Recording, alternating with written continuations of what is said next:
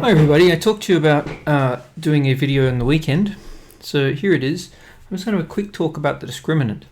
So in the quadratic formula here, there is a section underneath the root.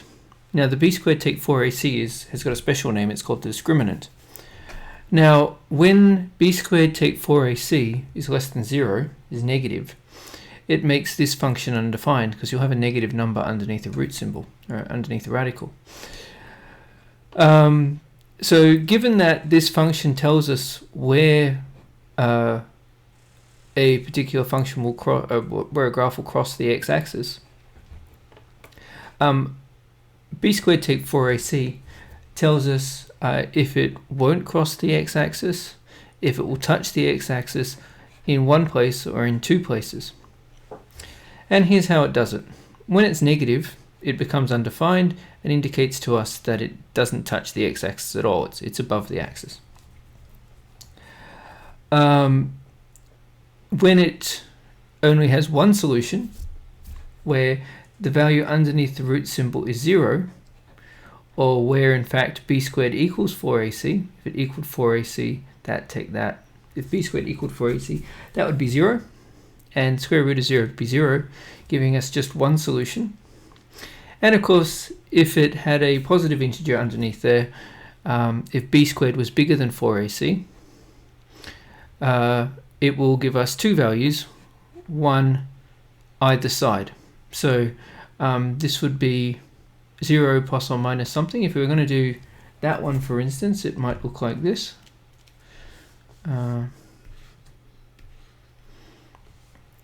So here's 5 over here, and if we go root 2 on either side,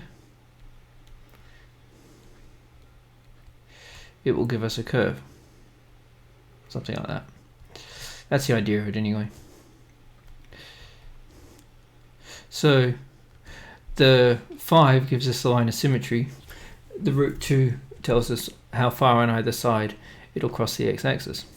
Now, the reason that I said to have a look at this on the weekend is that Saddle doesn't cover it, I don't think, but you can use this to go backwards. So given part of an equation, can you find values for c that have 0, 1 or 2 solutions? So in this case, a would be 1, b would be 4. What would c be? So we would look for values where c we look for values of c that would make 4ac bigger than b squared.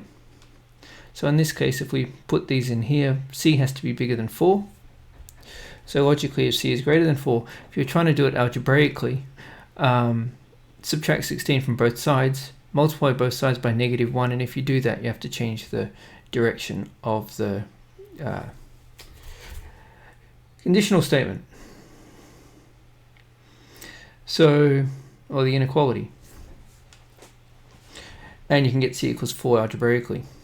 Now logically, once you know where no solutions exist, one solution will exist when c equals 4, and two solutions will exist when c is less than 4.